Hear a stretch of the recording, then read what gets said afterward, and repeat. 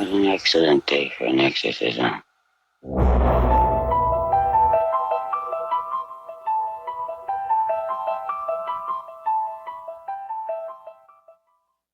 Tonight we're going to discuss The Exorcist. Now this movie isn't for everybody, so viewer discretion is advised. Let's get at it. Yeah, they tune in, it's the Dude Bash rolling deep. Mic check like that, father's in a beat. Voices flowing like the river, knowledge on the spree. Every episode and journey, come ride with me. Just hit play, it's a vibe, can't you see? The Dude Bash, we breaking it down. From the underground to the top of the town. Life's effects, intertwined, wearing the crown. Podcast kings and queens, we wearing the gown. Tonight we're going to talk about The Exorcist.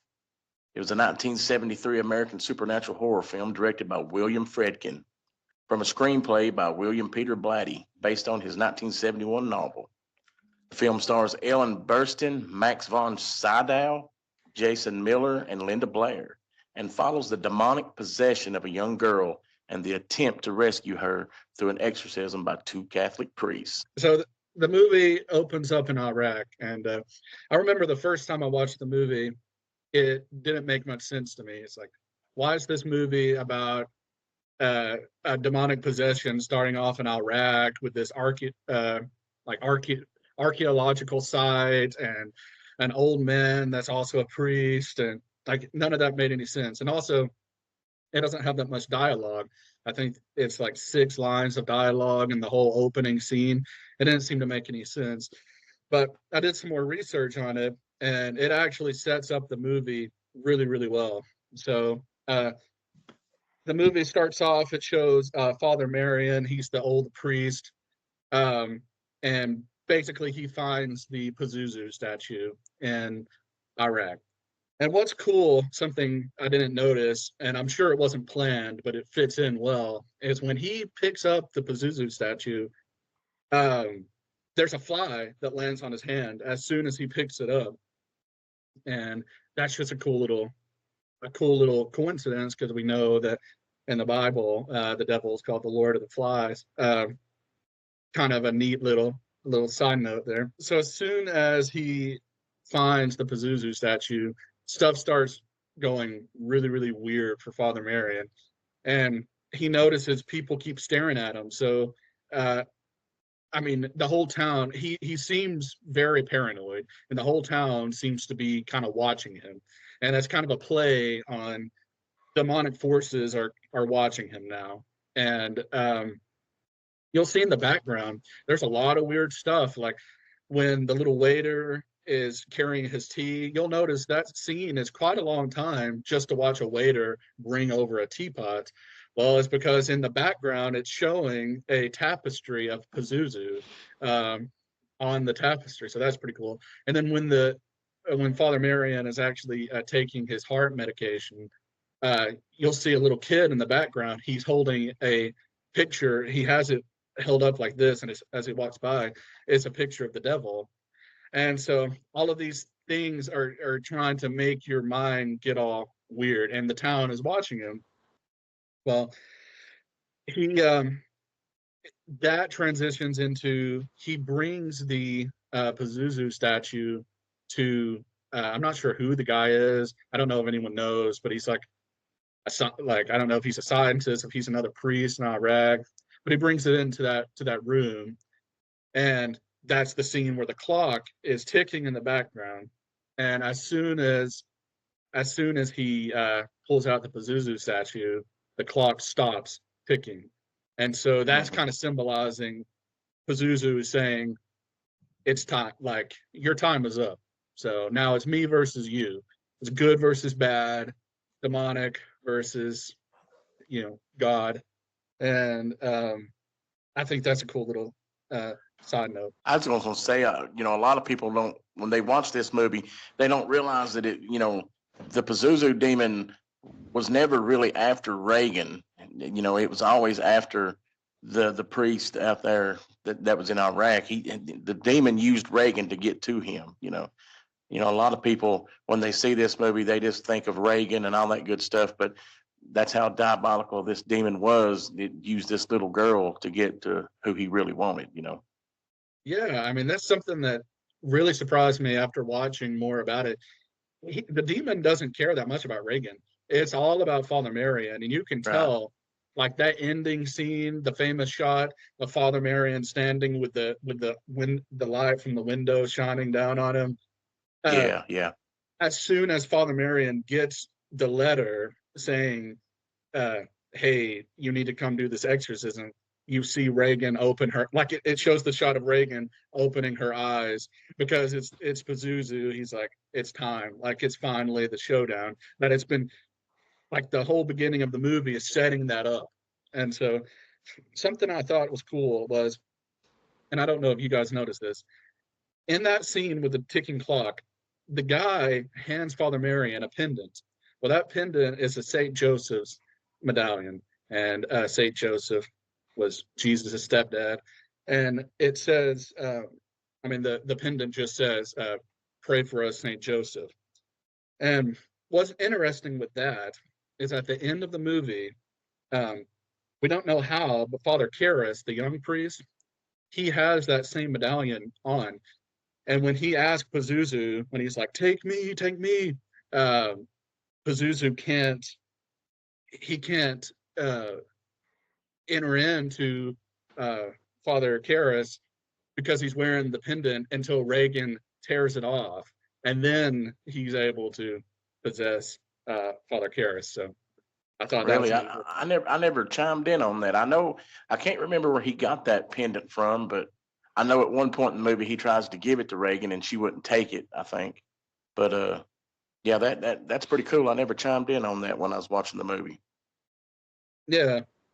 So I thought that was cool. And then just the ending of that first like Iraq scene is uh the way that it's filmed is really, really cool. So you see Father Marin walking towards the side, like walking towards another side.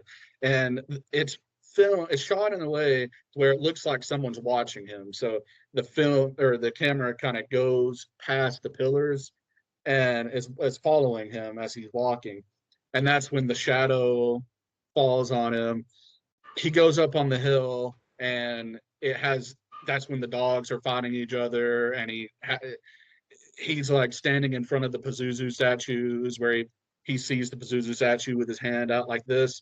And that shot sets the rest of the movie to where, like, you've got the dogs fighting in the background, you've got the violins with its high little strum, and the wind is blowing, Father Marin versus Pazuzu, and that sets up the whole movie. And I did not pick up any of that when I watched it the first time. I was like, this is just so random. And after watching that, I think it sets it You up know, great. it's funny that you said that the wind was blowing. From what I read, Pazuzu is actually a demon, the demon of wind, and that's why every time that he would come around, the wind would always be blowing and stuff like that. And that they said later on in the movie, that's why the window in Reagan's room lifted up, and that's because so they could let the wind in because he was the demon of the wind, stuff like that. But this movie was made in 1973, and it was made for $12 million and ended up grossing $441 million. It was the number one movie in 1973. And I've talked to my mother-in-law. She was a teenager back in those days, and she actually went to the theaters and watched this thing in Cincinnati, Ohio. And the stories she's told me, you heard the rumors about people passing out and stuff like that. And she said that's all true. She said they were carrying people out of those theaters and stuff up there. And this movie, I don't think nobody had ever seen anything like it. I don't think that ever took a movie to this level with language and stuff like that. And in 73, you just didn't see that, and that's why this movie's, it'll be an icon movie for forever because it broke so many boundaries when it came out. You know what I'm saying? The movie, revolves around Reagan, and this demon gets in Reagan. And like I said before, it's trying to go through Reagan to get to this, Catholic priest. And that's when we get the whole scary stuff that we've seen throughout the movie that everybody's scared of. and I'll go ahead and give you a little bit of a tidbit on Father Merrin. Father Merrin had already faced off against Pazuzu before, and at the very beginning of the movie, that's kind of how he started to get really paranoid because he knew what was about to go down, and it was almost like they were on this archaeological. They was on this dig. They was digging up the ground. Yeah, they were digging up the ground, and this kid come and he told Marion that they had found something. Okay, so Marion goes over to where they were digging, and he actually gets into this kind of whole thing there with his pick, and he picks this thing out, and as soon as he pulls the Pazuzu statue out, that's when the wind starts blowing. That's when that fly lands on his hand and everything else. So it was almost like Pazuzu was waiting for him. And so whenever he unearthed the statue of Pazuzu, that's when the wind started blowing. It's almost like Pazuzu was waiting for him. And Father Merrin, his paranoia was so bad back in that beginning scene, because he had already faced off against Pazuzu once. He knew how powerful of a demon it was. He could tell by the wind blowing that Pazuzu was back out, kind of gunning for him, since he had already beat him once.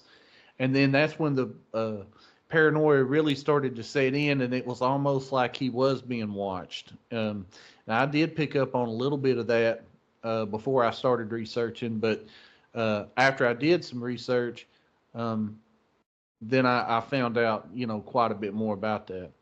But Corky, you were talking about, when this thing first come out, 1973, and how, people were fainting in the movie theater and people were running out. I think some people actually got sick and stuff.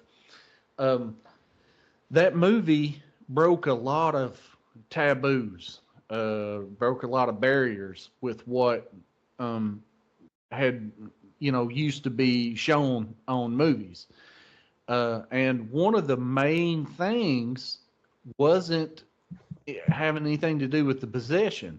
One of the main things that got people so sick and got people so nervous and messed up was the actual science of the movie. So right before Reagan really gets really bad possessed, and right before things really start to amp up, there's some things that's going wrong with her and everything. And her mom, which in the movie was an atheist, and Ellen Burstyn was actually a real life atheist, as well as Max Sydow, which Really? was the priest. Both of them were atheists. But that's interesting. So what happens is Reagan starts to get possessed, things start to amp up, and the first thing that you do whenever things start going weird like that is you go to the doctor. So she took him to the doctor. She took Reagan to the hospital. They started running all of these tests and stuff. And there's one scene where they have this big needle, and they actually poke it into her neck, and there's a whole lot of blood that's going everywhere. That is one of the scenes that really messed with people back then, because they wasn't used to seeing that.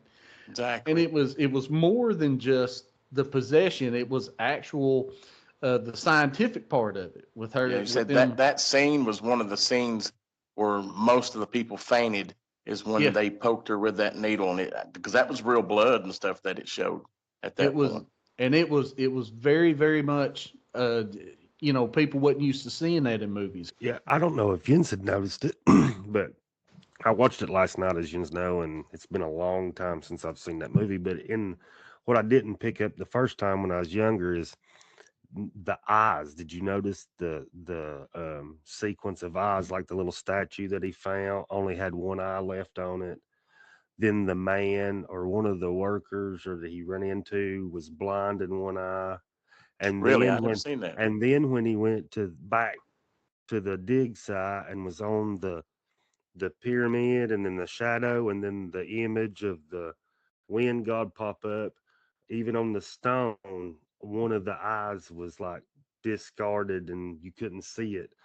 And one of the signs of possession and demonic is only having one eye. So not only did the statue have it, but the one half blind guy and then the statue in the desert only had one eye.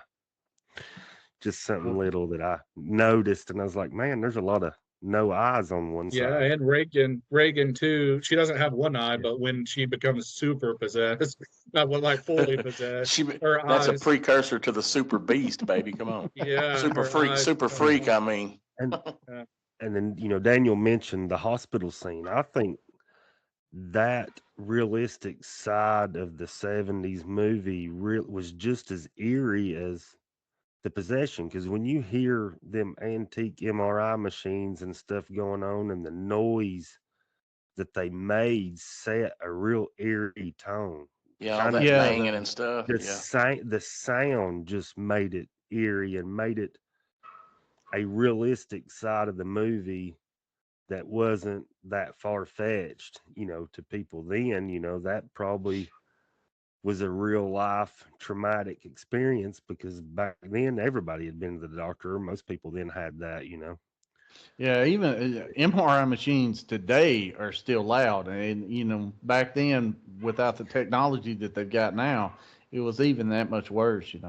Yeah. But there was a lot of stuff besides the scientific stuff that really was very taboo, and a lot of that came after Reagan was possessed. So what you have is a little girl. She in the movie she was 12, and in real life I think Linda Blair was about 13 or 14 whenever she filmed it. So she's very much underage, and they had her doing some things in this movie that just wasn't shown, especially from an underage female girl. There was some things that she did with the crucifix. There was some language and whatnot. Go ahead, Corky. Yeah, I was going to say that when they cast Linda Blair for this role, the director, from what he tells in the interviews today, he had two questions he asked her, because she was a young girl and there was going to be all this, this stuff's taboo today, let alone back in 1973. Oh yeah. And he sat down and he asked her two questions. He said, "Are you okay with swearing?" And she said, "Yeah." And then he said, "Are you okay with masturbation?" And Linda Blair's reply to him was, "Of course I am. Doesn't everybody do it?" I didn't know that she said that, huh? Yeah, that's according to this, from what I looked up today, that's what she said. And that's what got her cast at the role, because it seems like she was going to be fine with doing anything they asked her to do. And obviously her parents were okay with it too as well, Well, they definitely had her doing some taboo stuff, especially for an underage female. Exactly. It was very, very taboo stuff. Never before. And actually that stuff, just like what you said, a lot of that stuff that she was doing, and even saying, the language not so much anymore, but especially with the whole crucifix thing, they don't show stuff like that now. And they're way more, open to different things in movies now, and they don't show that kind of stuff now. You take the scene where they're having the little dinner party at the house. And I think this is probably the first time she starts deviling out on everybody. She comes down out of her bedroom. She walks through. They're sitting there playing the piano and stuff. And, the one guy that she walks by was an astronaut. Did you guys know that? And she walks by and she whispers in his ear, "You're going to die up there." Nobody caught that at the time, but she was telling him, "Hey, you're an astronaut and you go to space, you're going to die up there." So she walks by him and she just kind of whispers in his ear, "You're going to die up there." And then she walks over and stands in the middle of the floor and just pees all over the place. Yeah. That right there is something that you don't see today, let alone back in 1973. Right. And I think when that scene happened, people were probably like, "What the freak am I watching right now, man?" Because this is different, Yeah. What You did know, I if you could just get just, myself into? yeah, what kind of movie am I in? Because they don't show that stuff on TV today. But, you know, that's the realism of this movie, and that's why it was so good, because they didn't hold back on anything. They told the story how it was told, you know. And I want to I- get into that leads into this kind of subtopic, I guess, with the whole special effects that they did. See that, you know, now if they was to try to do something like that, it would have probably have been some kind of CGI something, or it got Right. helped out, you know. But see, back then they didn't have CGI and stuff. There was a lot of that was uh, they had to do their special effects in different ways and stuff. And so you get up to where they're actually going to do the exorcism, and they're inside of the bedroom, and it's cold and you can see their breath and everything. Yeah. They actually had to refrigerate that room. Basically, they were using air conditioner to make it cold. Well, when you run an air conditioner, what that does is takes moisture out of the air. And so, even though it's going to be real cold, you're not going to see your breath because there's no moisture. Right. So, what they had to do is end up making the room a deep freeze. And I think they said that it ended up being like 32 below zero Golly, Bob. to be able to see their breath, and they could only shoot just for a few minutes before the room actually warmed up to the point to where you couldn't see the breath anymore. So they had to go in and get the shot and get back out so that they could let the room cool back down. A lot of that stuff, like, you know, if you want to add being able to see your breath now in a movie, you just add CGI, you know, and you Right. just add that in. It wasn't like that back then. It was very much a manual thing, you know, an analog thing. Yeah, that's why the special effects, you know, I'm a diehard believer that practical effects are better than any CGI stuff that's ever been. You know, when you know, special effects became CGI, movies just haven't been the same since. Especially with movies like this. If this movie was done with CGI, you wouldn't get the same effect as you got with this you know, version we got here. There's no way. Right. Another thing, I'm talking about effects, the Mother Mary statue, when I mean that had to have been shocking. That's shocking now, and imagine in the 70s. I mean that has to be super shocking, and also the fact that it doesn't directly lay out who like desecrated the statue, but you find out through watching that okay, Reagan likes using clay.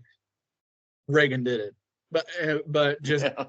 but the fact that it never comes out and says that, and they actually it's not CGI, it was real. I mean that is shocking stuff that for today's standards, definitely back then. Well, what was you about to say, Corky? You had something. Well, I was going to talk about Mercedes Cambridge. That's the woman that done the voice for the demon. They brought her in because obviously, like we said, they didn't have practical effect. Everything was practical effects, which meaning they didn't have you know, CGI or however it is they do the voice stuff today as well. So they brought in Mercedes Cambridge. She done the voice of the Pazuzu demon, and she was a recovering alcoholic and stuff like that. And she told the director, she said, if I'm going to do this role and do this voice, she said, I'm going to have to start drinking again. I'm going to have to start smoking again. And that's what she did. She said to be able to get her voice to make that sound, she just had to be in that state and all that good stuff. And a cool tidbit about that is she actually had two priests with her the whole time the movie was made, because she was saying such vile and awful stuff that as soon as she would record, she would go ask for forgiveness right at that moment, because she just, you know, was feeling so awful about the stuff she was saying. Now that he mentioned alcohol, that kind of sent a bell off. This was probably the only movie that I remember watching where the priest drinks through multiple scenes of the movie.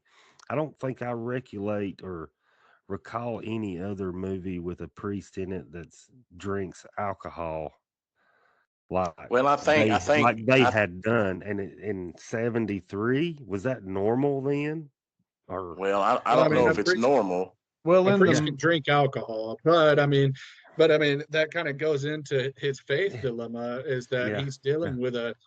That's kind of the whole.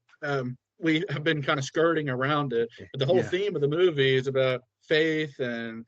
Uh, I mean, you've got Father Marin that obviously has faith, and you can see it the full way or the whole way through the movie. But Father Karras literally says at the bar, he's like, "I'm losing my faith. Like, I don't have faith anymore." Yeah, he's dealing with the death of his mother, and that's why the demon's playing with his mind. That's why the demon says the stuff she said about his mom, what she's doing, down in hell and stuff like that. He, they don't come out and say it in the movie, but I think he's questioning his faith throughout all this, he and was he's he was it was. yeah, he's dealing with he went into the priesthood when he's fighting that he should have went into something where he made more money because that way he could have helped his mother more. Then his mother dies and he's kind of blaming himself that he couldn't help her and do more for her. And I think that he was really questioning his faith, because at one point they asked him, they said, hey man, do you want to drink? And he's like, oh yes, I want to drink, because I think he was at a point in his life where he was going to go one way or the other, and then he was picked to go in here and help this priest battle this demon. And I think he was just struggling a lot through this movie, and that's why you see him in some of the situations he's in, because he was struggling so much with his faith. Another taboo thing that I thought of too is, now that you would never see a group of doctors in a movie nowadays that would be like, throw their hands up, give up, and be like, oh, you need to go see an exorcist. So in '73, that would be taboo today too. Like, they ain't no doctor gonna say, well, I give up, you need to go do this. Don't No, listen to me they no couldn't more. make no money doing that stuff. But that Yeah. leads me to a question and I'll see if you know what the answer to this question is, Daniel. They prescribed Reagan 2 medicines in this movie. The first one was Ritalin. They prescribed her Ritalin, and when the Ritalin didn't work, they prescribed her another medicine. Do you know what that medicine was? probably Thorazine. Thorazine. And who else do we know that was prescribed Thorazine in a movie? Thorazine was all over Halloween. Yeah. They mentioned Thorazine in a big old bunch of movies back in the 70s and 80s. That's what I'm saying. And Thorazine must have been the drug of choice back in the day if you was going to go into a psych ward or something and like the thing about it is that from what I understand, Thorazine is actually not that bad if it's given in small doses. They would have had to have been given a big old bunch of huge doses of Thorazine in order to get, because they're talking about this stuff like it's like a horse tranquilizer or something. Yeah. And all the Yeah, they stuff want that people to all- barely be able to stand up, Yeah. But it's funny that you mentioned Thorazine, because when I was looking at Thorazine, I was like, well, this stuff, it mellows people out, and if it's a high enough dosage, it could affect them like that. But then people were just talking about Thorazine in all them movies like it was some kind of horse tranquilizer, and after I found out a little bit about it, it's kindly comical. Go ahead, Brent. I did want to say something else just to finish that topic of the theme of faith we were talking about. Yeah. Throughout the whole movie, the whole movie is centered around that. The director, he was an atheist. The author of the book, he was a Catholic. And so that was going on because the author of the book, he also wrote the screenplay, but then you have the director. So they were kind of battling that out. And then you've got the faith of the 2 priests. You've got the faith of Reagan and her mom, who they say that they're not religious, but then at the end, Reagan, she said she didn't remember anything, but the last thing Reagan did, she looked at the collar that the priest was wearing and she gave him a kiss on the cheek. So it's, that it circles around back to that the whole thing, and I found that very, very fascinating how they were able to play it, and at the very end, I will say, even Father Karras, even though he did have trouble with faith, at the end, he was able to get the last rites because his friend, the other priest, happened to be there, and he gave him the last rites. So he even turns out to have faith at the end. And if you've ever seen part 3, you would know that he really didn't need his last rites. So he didn't die, did he? No, he was going to die, but he was kept alive. And as the Pazuzu entity was slipping out of him, I can't remember what it was called, the Zodiac Killer or somebody that was actually slipping the Zodiac Killer in. And so Father Karras was possessed in part 3, but he wasn't possessed by Pazuzu. He was possessed by the Zodiac Killer. Really? Yeah. Well, we'll have to cover that movie in a future episode because I really like The Exorcist. Oh, Part 3. not the Zodiac Killer, the Gemini Killer. The Gemini Killer. Yeah, I've never watched Exorcist Part 3, but I would love to. Like, it's got Brad Dourif in it, and Brad Dourif does the voice of Chucky, and he's a phenomenal actor. But he plays the possessed Karras, and the way that it's shot, it goes back and forth between actually showing Brad Dourif and actually showing Jason Miller. So whenever the demon inside of Jason Miller is talking, then it's actually Brad Dourif that's on screen. Really? I didn't know that. That's cool. Exorcist 3 is actually a really good movie. I went to go see it by myself at the theater. Come out back in 1990. I was only 11. I know. 4 of them? There's a bunch of them. I know. Well, I've heard that part 2 sucks. I've never seen it, but I heard it sucks. Yeah, it deals with Pazuzu again in the Exorcist 2. It's called The Heretic. It's got Linda Blair in it, and it deals with Pazuzu kind of coming back. It had a lot to do with voodoo and stuff like that, I think. But in fact, I probably haven't seen that whole movie either. And if I did, it's been too long for me to even remember. But The Exorcist 3 was really good. The Exorcist 4 is actually showing Marin as a young man, and he is somewhere, I can't remember where, but he ends up doing an exorcism against Pazuzu, and it shows the original battle. Oh, so it's kind of like a prequel. Okay. Is that when he's in North Africa? I think that's where they said he was first.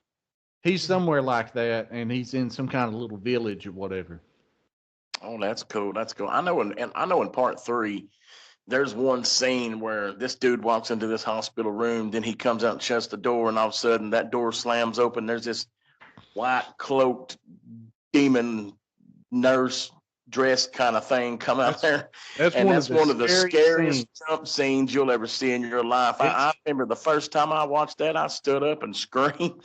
It's a jump scare. 13 or 14 when I seen that. It's really a jump scare and a half, but I'm sitting there in a darkened movie theater in 1990 by myself, 11 years old, and I'm the only person in there. They might have been, 2 or 3 other people, but they wasn't nobody sitting around me, and I'm sitting there. And that scene happened, and I was like, wow. I'm trying to think what was going. Like, you're sitting at home, Daniel, in 1990, and you're probably playing some Nintendo, and you're like, hey, I'm going to go watch The Exorcist.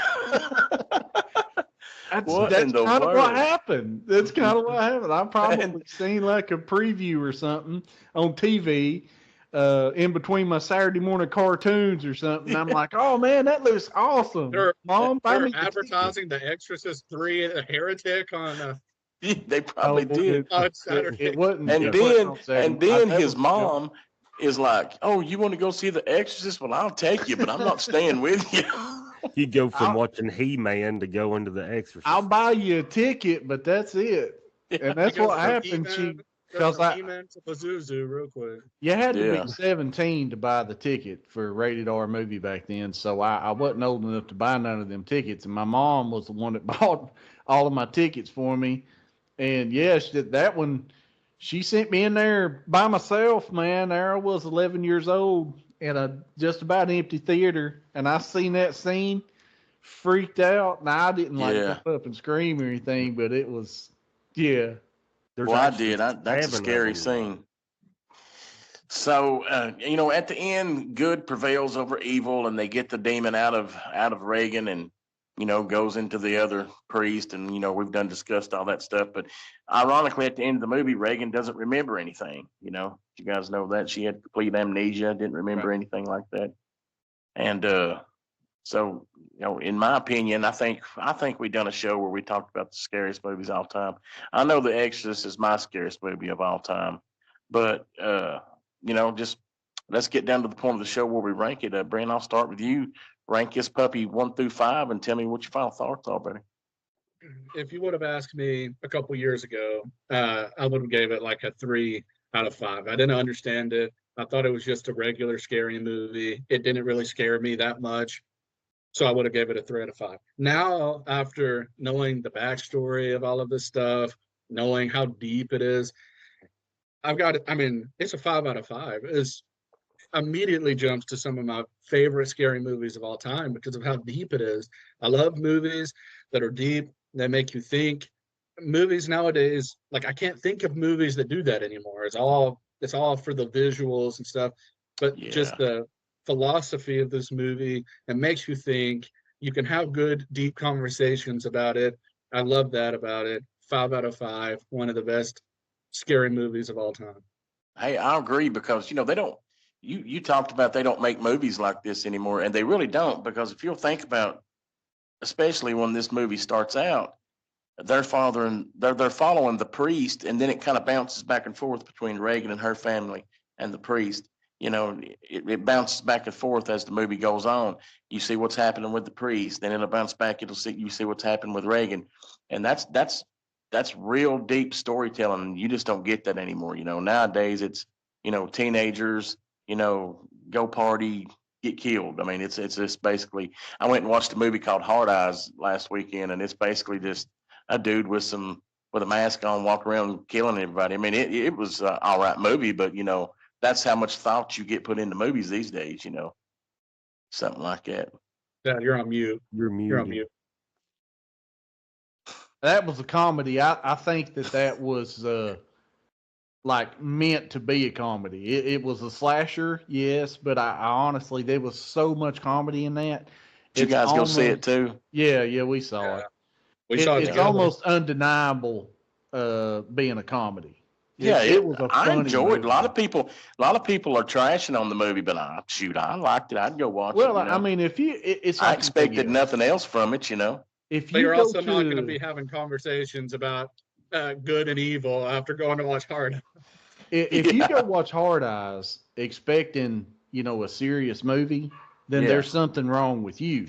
Yeah, exactly. You have to go into them movies knowing what you're about to go watch. So if you're going into it thinking that you're, going to watch a legit scary movie, you're No, or you're not or getting or that. like any kind of depth or whatever, you're going into it for the wrong reason. You have to go into those type movies knowing that they're not going to take themselves seriously, and you can't take the movie seriously either. And if you don't take the movie seriously, then you'll find it more enjoyable. Exactly.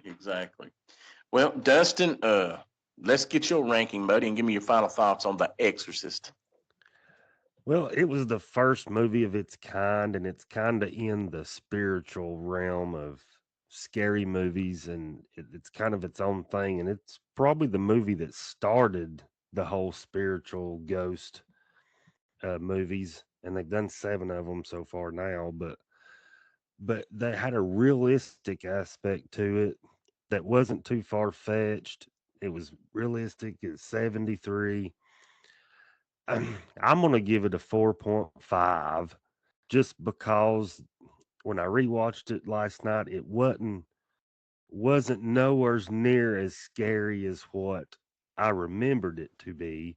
There wasn't very many moments to me that popped up that made you shiver or jump out of the bed. Maybe it was because I was expecting it. Maybe it was more real to an extent that kind of made it spooky, because when you get into the spiritual stuff, anything I guess technically is possible, because the unknown is what makes it what it was. That's just my 2 cents. Yeah, definitely. Daniel, we'll end it with you, buddy. Let's see your ranking. What was your final thoughts on The Exorcist? Well, when it comes to The Exorcist, that is definitely, because I compartmentalize, that is definitely in my top 3 horror movies of all time. Probably takes a number 2 seat right behind the Texas Chainsaw Massacre. And it was one of the movies that truly scared me when I seen it at much too young of an age. The whole religious aspect of it back then hadn't been done a whole lot before. They had a lot of symbolism in the movie. There was a lot of taboo that kind of took the horror genre kind of into another level. There was a lot of things that hadn't been done before. And just like what we were talking about, that movie, they were doing things in that movie that they're not even doing today. And so when it comes to a serious horror movie, that's what I consider a serious horror movie. And it's actually a deep movie. It's got a novel that was written by Blatty, and I've read the novel. The novel is just as good as what the movie was. So when I saw it as a kid, it really scared me. And just being on the caliber of movie that it is, I mean, it's a good movie in rankings of normal movies, not just the horror genre. You can set this movie up outside of the horror genre and talk about character depth, character arc, character development. It's a very character driven story. It's a good movie, not just a good horror movie, if that makes any sense. So based on all of that, it's got to be a 5 out of 5 for me. I love the movie. Yeah, I totally agree, man. When I think about The Exorcist, I got to give it a 5 out of 5, because every possession movie you see these days are just a rip off of the original, man. The things that they did in 1973, as far as, golly bum, the cross scene and the urinating on the carpet, and the way this demon spoke and talked about the guy's dead mother. And if you want to think about, what it would be like if someone got possessed, this is probably how it would be. And the movie just seemed really real for people. And I think that's why it got the reaction it got in the theaters and stuff like that, because, they made this movie right. And that's what happened. So I give it a 5 out of 5. And, I don't think it could ever be duplicated. A lot of these movies out here try, but there's one of those movies that you just can't beat the original. So 5 out of 5 for me. And let's see, we'll just shut this thing down. We want to thank everybody for listening to us, and we'll see you guys next week. Bye. Bye. See you. Bye. Yeah, they tune in, it's the Dude Bash rolling deep. Mic check like that file that's in a beat. Voices flowing like the river, knowledge on the spree. Every episode of Journey, come ride with me. Just hit play, it's a vibe, can't you see? The Dude Bash, we breaking it down. From the underground to the top of the town.